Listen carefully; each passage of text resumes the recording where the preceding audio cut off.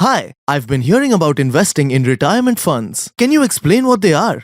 Of course, retirement funds are a type of mutual fund scheme designed to help you build a retirement corpus. These funds invest in a mix of equity and debt instruments, aiming for long-term capital and potential income.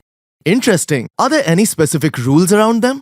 Yes, they come with a mandatory lock-in period of 5 years or till retirement age, whichever is earlier. This helps encourage long-term investing and disciplined savings. Got it. So they're meant to support financial security after retirement.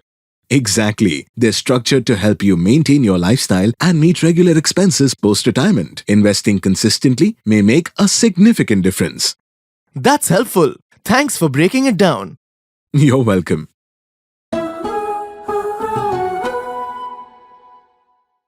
Mutual fund investments are subject to market risks.